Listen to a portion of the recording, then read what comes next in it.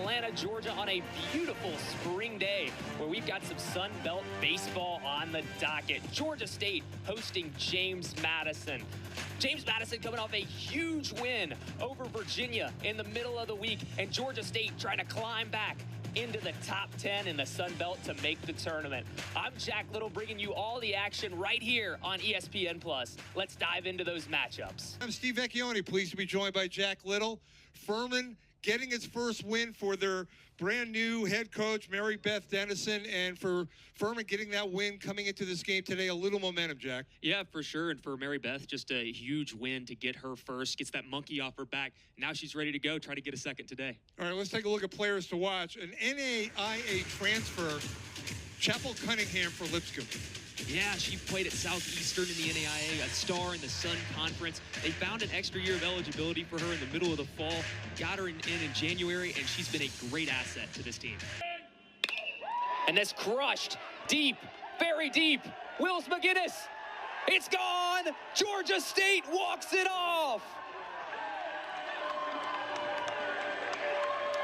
Wills McGinnis, after Cole Griffith hits that grand slam to keep the Panthers alive, McGinnis snatches the victory. King, step back, no. Batara with the board. Barry's all alone ahead of the pack. Lets it fly and drains it. Georgia Gwinnett with an 8-point lead. Number 17, Tilda Engholm, the senior. We talked about her earlier. Her involvement has been up and down this year, but here we go. A big moment for the Swede. She steps up and sends the Grizzlies to the NAIA National Tournament.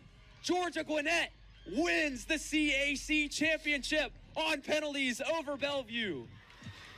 And for Tilda Engholm, what a moment. Cool, calm, collected. Champions.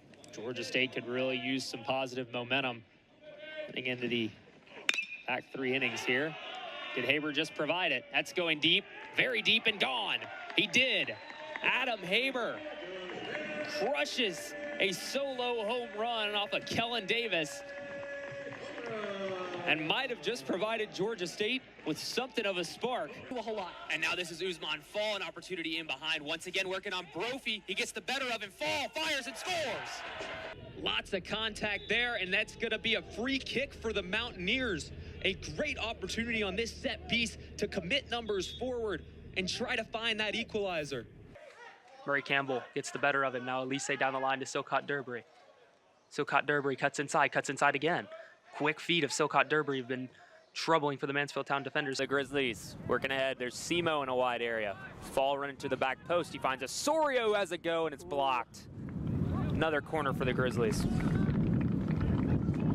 It's a good block.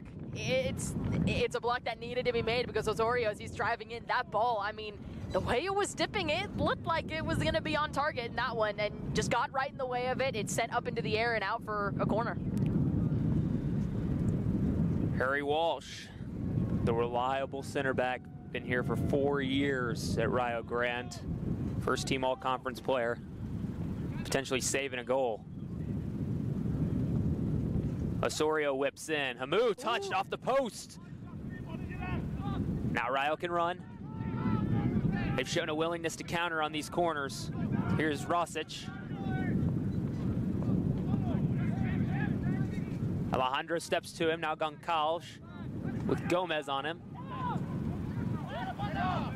Drops to Munoz Salazar.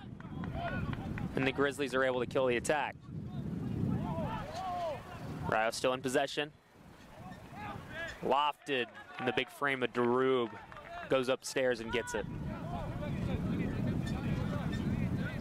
It's the one thing that I think the counter has been working so well for the Red Storm.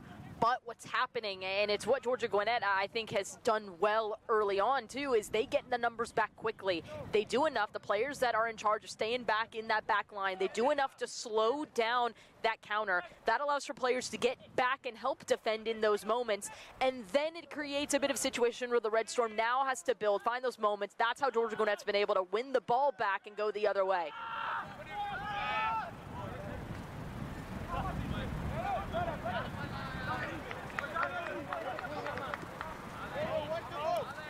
It's clear what Rio's trying to do. They want to hit that long switch out to Will Perry on the far side and let him find Rosic or switch it to Goncalves. That's been the whole plan, as Čolić is brought down by Perry.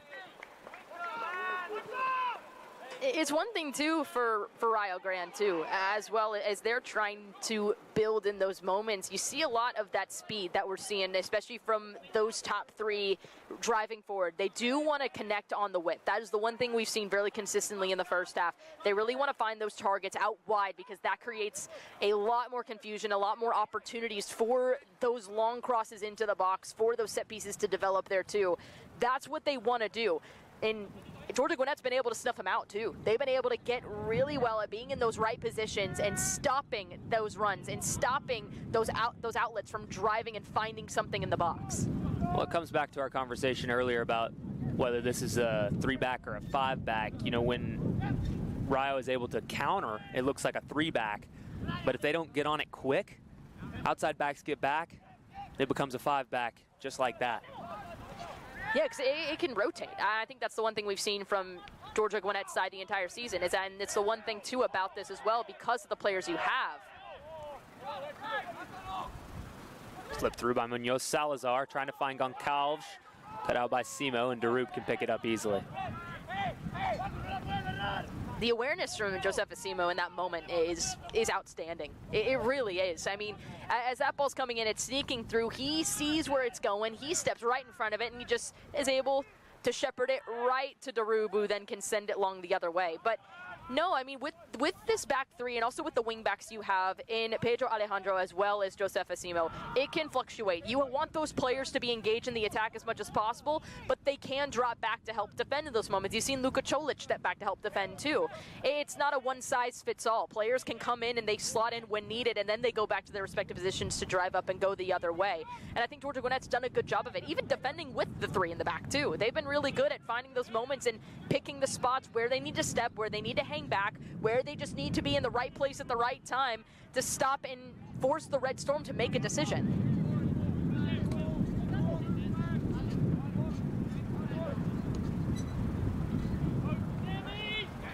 Long ball over the top, doesn't connect with Contreras. Matt, is that a concern if you're Steve DeCoux? It feels like a lot of these long balls have just kind of gone wanting or found the hands of Sami Hamu. I think a lot of it you have to play the factor. There is a little bit of wind, especially as that ball gets carried up into the air. It can kind of drop not where you want it to be, too. But at this point, too, you're trying to send that ball forward. You know, Usman Fallen, Contreras, they can make something out of anything. And we've seen it happen so many times this season, too. So I think when you're sending that ball forward, yes, it's going right into the hands of Hamu, but also that allows you to get the press up. You can press in that dangerous area in the attacking third and then get the turnover, just like they did now. Here they come. It's Osorio. Trips over the ball a little bit. Instead, he finds Alejandro. Flipped in towards Fall. And we'll run out of play past the big striker.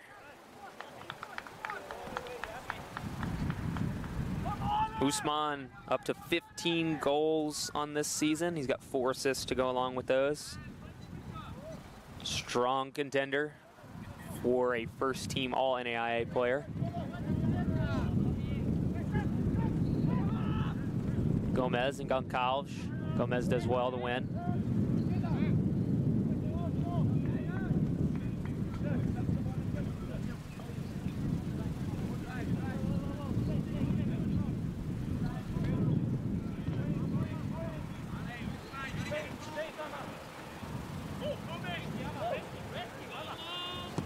Diop looking for Fall.